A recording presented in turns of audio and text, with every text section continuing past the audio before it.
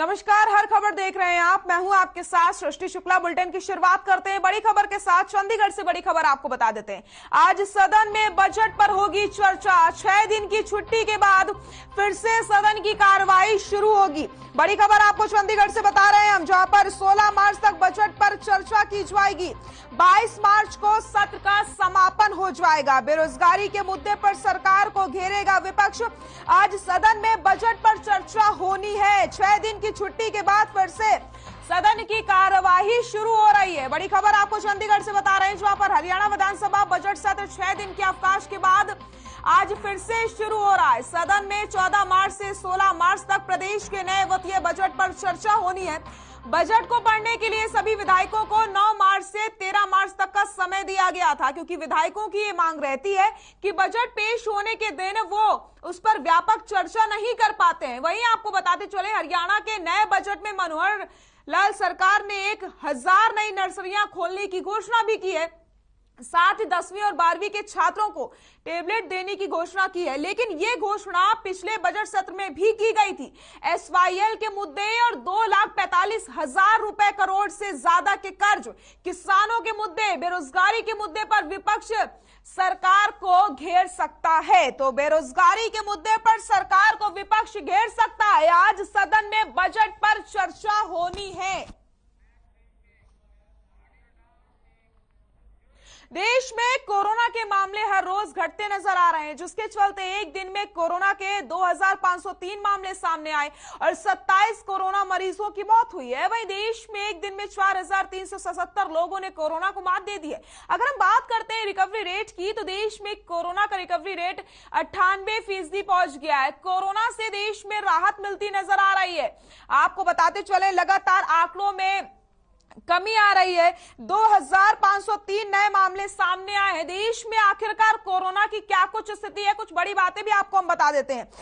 4,377 लोगों ने कोरोना को मात दी है। 27 लोगों की कोरोना के चलते मौत हुई है। जहां पर आप देखिए, एक तरफ कोरोना के आंकड़ों में लगातार बढ़ोतरी हो रही थी, वहीं अब इस समय के आंकड़ों की अगर हम बात करते हैं, तो यहां पर आप सभी के लिए यह राहत वाली बात है कि आंकड़ों में लगातार कमी आती चली जा रही है और कोरोना का जो रिकवरी रेट है देश में, वो लगातार बढ़ता चला जा रहा है। हरियाणा में हर रोज कोरोना के मामलों में कमी नजर आ रही है, जिसके चलते प्रदेश में एक दिन में कोरोना के 119 मामले सामने आते हैं, जबकि 105 लोगों ने कोरोना को मात दे दी है। वहीं प्रदेश में पिछले 24 घंटे में एक भी कोरोना मरीज की मौत नहीं हुई है।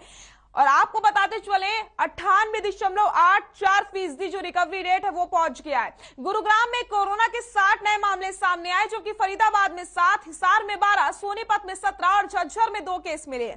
पानीपत, सिरसा, जींद, रेवाड़ी, फतेहाबाद, पलवल और नूह में कोरोना का एक भी केस सामने नहीं आया है। तो प्रदेश में आखिरकार कोरोना की क्या कुछ स्थिति है, उस पर नजर डाल लेते हैं और कुछ अहम जानकारी आपको बता देते हैं। 24 घंटे में 119 नए मामले कोरोना के सामने आते हैं। कोविड से 105 लोग रिकवर हुए हैं। कोविड के चलते प्रदेश में एक भी मौत नहीं हुई है। जहां पर मरने वालों का आंकड़ा एक समय पर लगातार बढ़ रहा था, वहां पर अब राहत भरी बात यह है कि एक भी कोरोना मरीज की मौत नहीं हुई है। प्रदेश में कोरोना का रिकवरी रेट 98.84% पहुंच गया है। तो वहीं गुरुग्राम में 60, फरीदाबाद में 7 केस मिले और हिसार में 12, सोनीपत में 17 नए केस मिले। तो वहीं कई जिले ऐसे भी हैं जहां पर कोरोना का एक भी केस नहीं मिला है।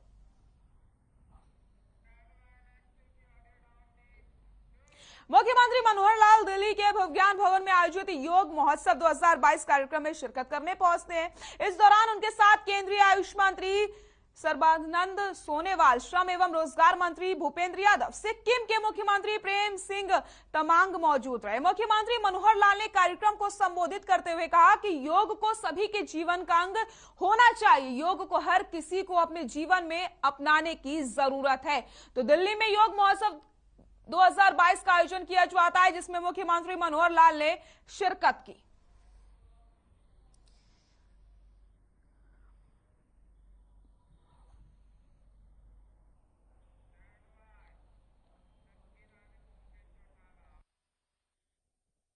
चरखी दादरी में मैच्योर कबड्डी एसोसिएशन की आयोजित कबड्डी प्रतियोगिता के समापन अवसर पर डिप्टी सीएम दुष्यंत चौटाला पहुंचे। इस दौरान लोगों ने उनका जोरदार स्वागत किया। वहीं डिप्टी सीएम दुष्यंत चौटाला ने विजेता खिलाड़ियों को सम्मानित किया, साथ ही साथ विजेता रही हिमाचल प्रदेश की टीम को शुभकामनाएं दी। इतना ही नहीं, लोगों को संबोधित करते हुए मंत्री ने कहा कि खिलाड़ियों को सक्षम बनाने के लिए बजट में प्रावधान किए गए हैं। हमारी सरकार में खिलाड़ियों को पूरा मान सम्मान मिलेगा। इस मौके पर पार्टी कार्यकर्ताओं समेत आमजन भी मौजूद रहे।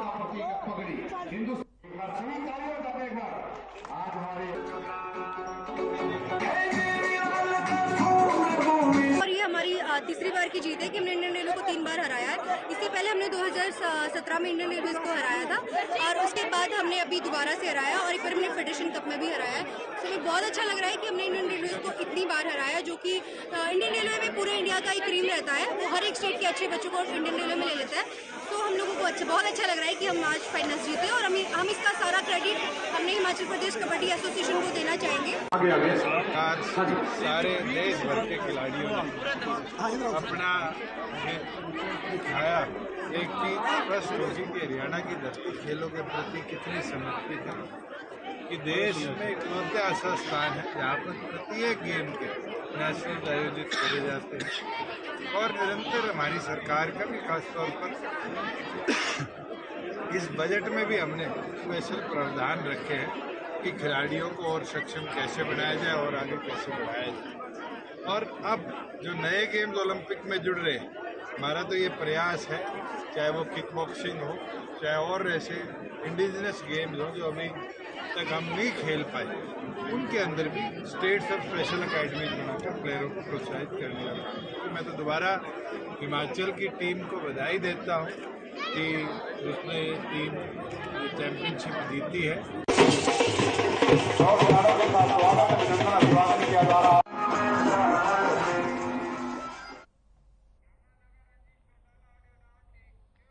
यमुनानगर में हरियाणा के बिजली और जेल मंत्री रंजीत सिंह चौटाला ने मीडिया से बातचीत करते हुए आम आदमी पार्टी पर निशाना साधा। कहा कि पंजाब सरकार रिमोट से चलेगी, झूठे वादे करने हो तो जेब में पैसा होना चाहिए, लेकिन पंजाब की आर्थिक स्थिति ठीक नहीं है। फ्री सुविधाएं देना लंबे समय तक नहीं चल सकता। वहीं कांग्रेस पर निशाना साधते हुए कहा कि आज कांग्रेस की स्थिति ऐसी हो गई है कि 425 विधायकों वाले उत्तर प्रदेश में मात्र 2 सीटों पर सिमट कर रह गई। साथ ही कहा कि राज्य में बिजली निगमों की स्थिति काफी अच्छी है। मार्च तक बिजली निगम 2000 करोड़ के लाभ में रहेंगे। वहीं राज्य की जेलों पर मंत्री ने कहा कि रोहतक में मॉडर्न जेल बनाई जा रही है। जल्द ही राज्य की जेलों में सस्ती और अच्छी मिठाइयां बनकर बिकने लगेंगी।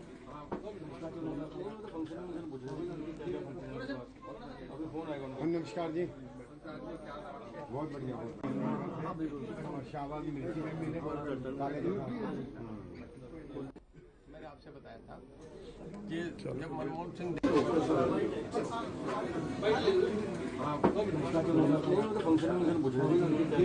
मैंने आपसे बताया था कि जब मनमोहन सिंह देश के प्राइम मिनिस्टर बनाए गए तो कांग्रेस ने ये सोच बनाए थे, ना तो प्रणब मुखर्जी को बनाया और ना ही उन्होंने सिंधिया को बनाया, ना उन्होंने आपके अशोक गहलोत को बनाया, ना दिग्विजय सिंह को बनाया। सीनियर आदमी थे, उन्होंने ये सोच के बनाया कि मनमोहन सिंह जी 80-85 की उम्र के हैं, सबसे छोटी माइनॉरिटी के हैं, इनका कोई बेस नहीं बनेगा। दूसरा बन जाएगा तो राजनीति, जब तक उनका राजकुमार बड़ा नहीं हो जाए, वो मैच्योर नहीं हो जाए, तब तक हम एक प्रॉक्सी गवर्नमेंट चलाते हैं। और आपको सबको पता है कि राहुल गांधी ने पेपर फाड़ दिए थे, वहीजाद में बैठ के कैबिनेट के फैसले फाड़ देता था बच्चों के काम को। एक मुख्यमंत्री जी ने बताया कि जब मैं मिलने गया तो राहुल गांधी मेरे से बात कर रहे थे, इतने में उनका डोगी साथ आके दरवाजे पे पंजे मारे, डोगी को अपने पास लिए, मेरे से बात छोड़ दी, डोगी को कुछ करने लगे। डोगी भौंकने लगा तो उसके लिए बिस्कुट लेने चले। जब ऐसे आदमी ये करें तो फिर आप देश के इतने आदमी को जो ऐसे प्रॉक्सी गवर्नमेंट चली उससे रसातल में चलेगी कांग्रेस, आज खत्म हो रही है।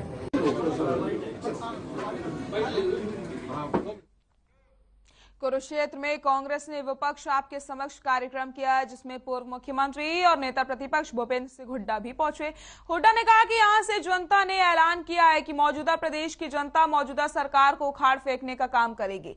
इस दौरान हुड्डा ने संकल्प लिया कि सबको एकजुट किया जाएगा और सभी को लेकर साथ चलेंगे। हुड्डा ने कहा कि इस सरकार से सभी वर्ग दुखी हैं। तो वहीं पंजाब चुनाव पर बोलते हुए हुड्डा ने कहा कि पंजाब चुनाव का हरियाणा में कहीं असर नहीं देखने को मिलेगा। साथ ही हुड्डा ने यह भी माना कि पंजाब में गुटबाजी के चलते कांग्रेस की हार हुई।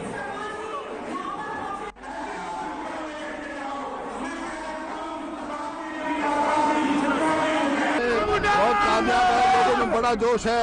यहाँ से लोगों ने आह्वान किया है कि मौजूदा सरकार को उखाड़ फेंकने का। कल से मैं यहाँ पर हूँ, सभी वर्गों ने अपनी अपनी समस्या बताई। इस सरकार से कोई भी वर्ग संतुष्ट नहीं है और सारे वर्ग विमुख हो चुके हैं, चाहे किसान हो, मजदूर हो, गरीब आदमी हो, व्यापारी हो, कर्मचारी हो, कोई संतुष्ट नहीं है, क्योंकि सरकार जनहित का एक भी फैसला नहीं लिया है। तो यहाँ लोगों ने संकल्प लिया है इस सरकार को, क्योंकि जीटी रोड ने बनाई थी सरकार, जीटी रोड ही इसको उखाड़ फेंकने का काम करेगा।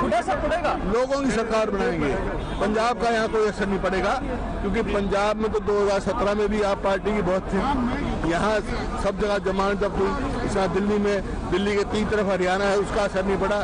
सबकी अपनी अपनी अलग अलग परिस्थितियाँ होती है। हरियाणा की अपनी परिस्थिति है, हरियाणा में लोग मन बना चुके हैं इनको उखाड़ेंगे और कांग्रेस की सरकार। देखिए, पंजाब में मैं समझता हूँ जो पार्टी में एक दूसरे की गुटबंदी थी वो एक कारण हो सकता है, वो कांग्रेस को ठीक करना चाहिए। सबको एकजुट होना चाहिए।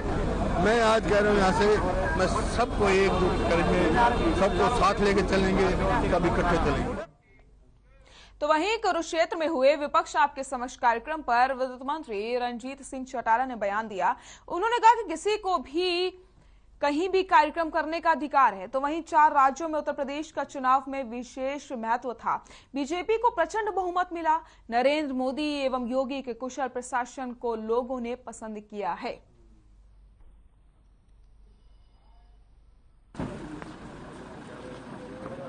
आपके पहले प्रश्न का सवाल है, हर पार्टी को आपस में अधिकार है, कोई भी कहीं जलसा करे, डेमोक्रेसी है, प्रजातंत्र है।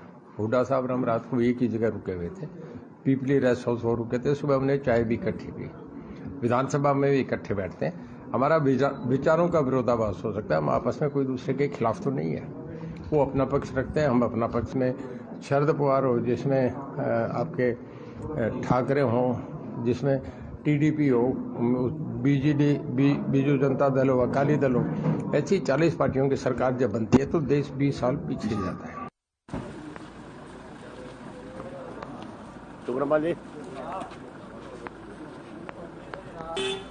उचाना पहुंचे बीजेपी के पूर्व प्रदेश अध्यक्ष और हरियाणा सार्वजनिक उपकरण ब्यूरो के चेयरमैन सुभाष बराला का समर्थकों ने जोरदार स्वागत किया। अपने संबोधन में उन्होंने कांग्रेस पर जमकर निशाना साधा। तो वहीं यूपी में जीत का श्रेय पीएम मोदी और यूपी के सीएम योगी आदित्यनाथ को दिया है।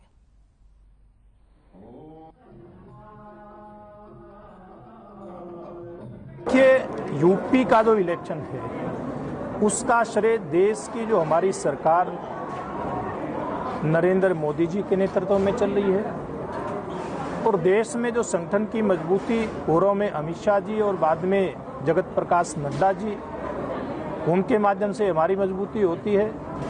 और फिर सरकार की योजनाओं का जो लाभ खास करके योगी जी के नेतृत्व की सरकार का वहाँ की जनता को मिला और योगी जी ने मोदी जी के इस नारे को सार्थक किया, सबका साथ, सबका विकास, सबका प्रयास।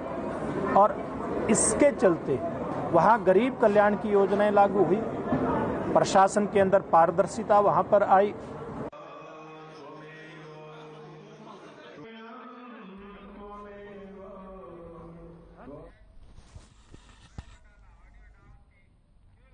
झज्जर के बहादुरगढ़ में ली फॉर्म में आयोजित कार्यकर्ता सम्मेलन में ऐलनाबाद से विधायक अभय चौटाला ने शिरकत की, जहां उन्होंने प्रदेश की गठबंधन सरकार पर जमकर हमला बोला। अभय चौटाला ने सरकार पर निशाना साधते हुए कहा कि चौधरी देवीलाल की ओर से शुरू की गई बुढ़ापा सम्मान पेंशन में कटौती बीजेपी जेजेपी गठबंधन सरकार के ताबूत में आखिरी कील साबित होगी। बुढ़ापा पेंशन में कटौती कर गठबंधन सरकार बुजुर्गों का अपमान कर रही है, जिसे इनेलो किसी भी सूरत में बर्दाश्त नहीं करेगी। इनेलो की सरकार आने पर बुढ़ापा पेंशन को 10,000 रुपए किया जाएगा, जबकि बेरोजगारी भत्ता 21,000 रुपए किया जाएगा।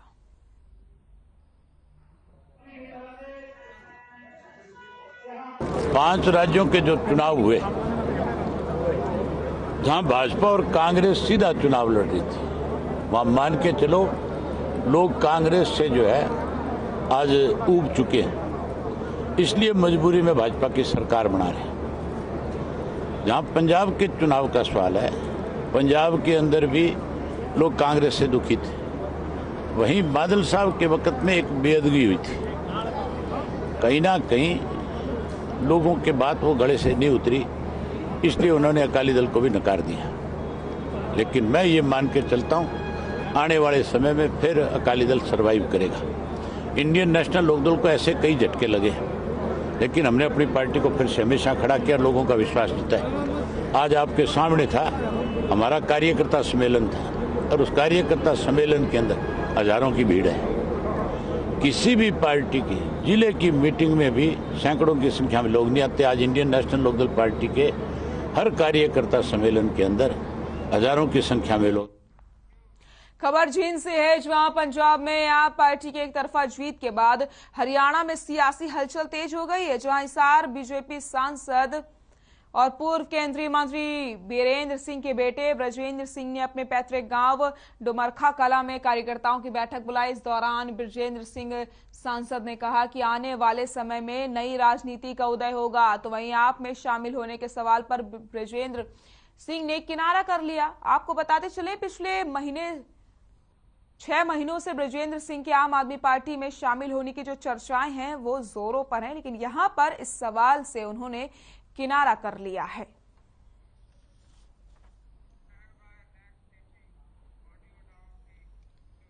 हरियाणा के रेड क्रॉस सोसाइटी की वाइस चेयरमैन सुषमा गुप्ता ने अपने घर पर होली मिलन समारोह का आयोजन रखा। इस दौरान बतौर मुख्य अतिथि के तौर पर राज्यपाल बंडारू दत्तात्रेय और विधानसभा अध्यक्ष ज्ञानचंद गुप्ता ने शिरकत की। कार्यक्रम में शामिल हुए विधानसभा अध्यक्ष ज्ञानचंद गुप्ता ने सभी को होली की शुभकामनाएं दी और साथ ही साथ 4 राज्यों में हुई बीजेपी की जीत पर कार्यकर्ताओं को बधाई दी है।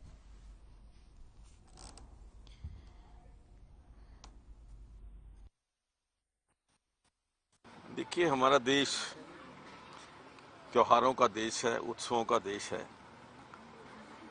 और जब भी ऋतु परिवर्तन होता है वो कोई ना कोई त्योहार के साथ जुड़ा हुआ है। और होली जो रंगों का त्योहार है, खुशियों का त्योहार है, और कहा यह जाता है कि सभी गिले शिकवे भूलने का त्योहार है। होली यानी होलिया, जो कुछ हो लिया, अब आगे के लिए नया जीवन, नई किरण के साथ हम अपना जीवन शुरू करें। नहीं, ये आज होली है। पहले तो कोरोना था, तो इस चक्कर में कोई प्रोग्राम हो नहीं रहे थे। अब कोरोना खत्म हो रहा है, वो ऑलमोस्ट खत्म सा ही है, तो इसलिए हमने सोचा भी चलो गेट टुगेदर कर लेते हैं। पूरा राजभवन का स्टाफ और हमारा स्टेट का स्टाफ ही है, और हमारे बहुत क्लोज फ्रेंड है, बाकी बहुत ज़्यादा तो बुलाए भी नहीं है। तो एक भाजपा भी जीत गई है, तो हमने कहा ये जश्न हो जाएगा, सोने पे सुहागा हो गया। गवर्नर साहब हमारे चेयरमैन है, उन्होंने हमारा इनविटेशन एक्सेप्ट करा, हमें बहुत अच्छा लगा। आज तो हमें ऐसे लग रहा है कि जैसे चींटी के घर भगवान आगे हों। मतलब हमारे पास शब्द भी नहीं है, किस शब्दों से उनका धन्यवाद करें। उन्होंने हमें आके हमारा मान बढ़ाया, गवर्नर साहब ने, हमें बहुत अच्छा लग रहा है। गुरुग्राम में बीजेपी की जिला उपाध्यक्ष राकेश यादव ने एक होली मिलन समारोह का आयोजन किया। इस दौरान बीजेपी का हर नेता, साथ ही साथ गुरुग्राम के तमाम वार्ड पार्षद एक ही मंच पर दिखाई दिए और फूलों की होली और कवि सम्मेलन का आनंद उठाया। दरअसल होली का त्योहार नजदीक है, सभी लोग होली की तैयारी में लगे हैं, क्योंकि 2 सालों से कोरोना की वजह से हर त्योहार का जो रंग है वो फीका पड़ चुका था। वहीं कोरोना का असर कम होने के चलते लोगों में त्योहारों को मिलकर मनाने का जो उत्साह है इस बार देखने को मिल रहा है।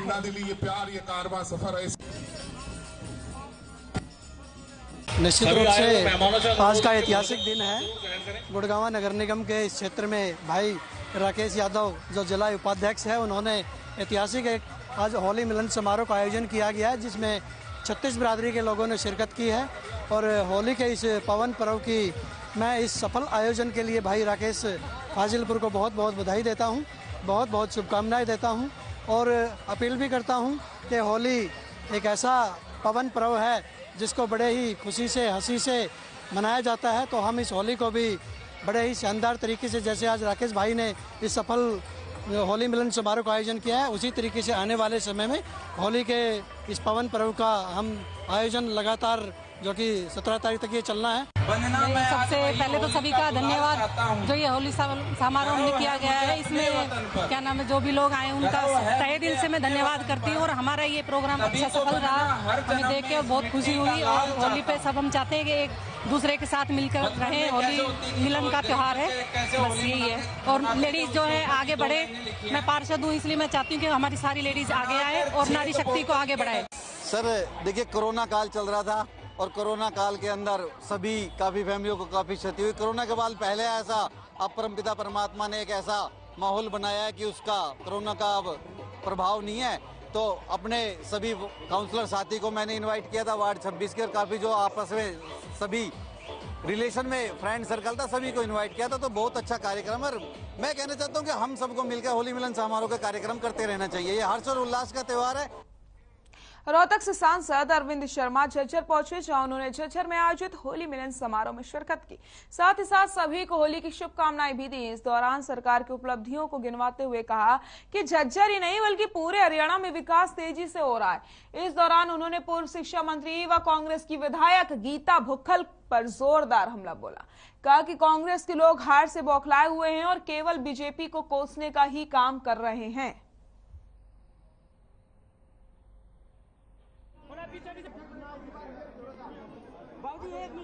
राम प्रेमियों ने बाबा खाटू श्याम जी की चौकी रखी है।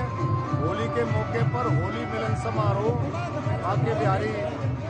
बाके बिहारी लाल, भगवान श्री कृष्ण, भगवान बाबा खाटू श्याम जी चौकी रखी गई है। और बहुत जोश के साथ आज होली मिलन का प्रोग्राम बनाया। सभी सम्मानित झज्जर के हमारे सभी प्रेमियों ने जो है मिल करके पार्टी पॉलिटिक्स से ऊपर उठ करके पूरा देखे, पूरा शहर के मौजूद लोग जो है आज इसमें हैं।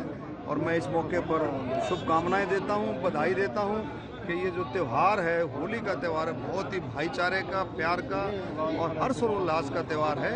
इसमें भाईचारे को ज़्यादा कामयाब करते हुए आपस में ऐसा भाव बनाएं, एक दूसरे से प्यार प्रेम और ज़्यादा बढ़ाएं। सब मिल करके किसान, मजदूर, गरीब, दलित, बैकवर्ड, नौजवान, हमारी महिलाएं, बहनें, बुजुर्ग, हमारे व्यापारी, सब मिल करके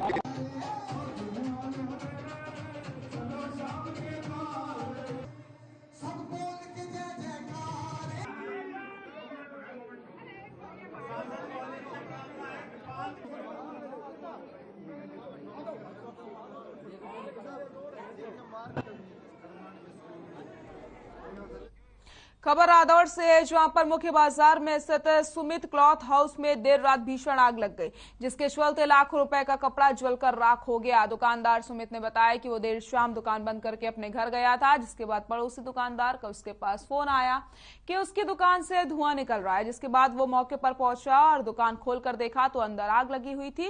वहीं पड़ोसियों की मदद से आग पर काबू पाया गया तो लाखों रुपए का नुकसान यहाँ पर हो गया है। रादौर में आग का तांडव देखने को मिला, जहाँ पर दुकान में आग लग गई। मैं आज दुकान खोल ली थी, अभी थोड़ी देर पहले शाम को गए हैं वापस, और मेरे को फिर मेरे पड़ोसियों का, मेरे दोस्तों का फ़ोन आया कि दुकान से धुआं निकल रहा है। और जब मैंने दुकान खोली तो देखा अंदर आग लगी हुई थी। वो किस कारण लगी अभी इन्हें पता चल पाया जी।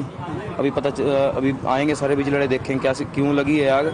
और नुकसान बहुत होया, जिंदा सारे हैवी सूट, लहंगे, गाउन सब जल के राख हो गए हैं जी, पत्थर बन गए सारे, सब नुकसान बहुत ज़्यादा है जी। देखो अभी आंकड़ा तो नहीं लगा पाएंगे, लेकिन लाखों रुपए का नुकसान है जी। क्योंकि सारे ही हैवी आइटमें थे जी, 2000 3000 सब हैवी लहंगे पड़े थे, हैवी सूट पड़े थे, अंदर सारा सामान हैवी पड़ा है जी। बुलेटिन में फिलहाल के लिए इतना ही। नमस्कार।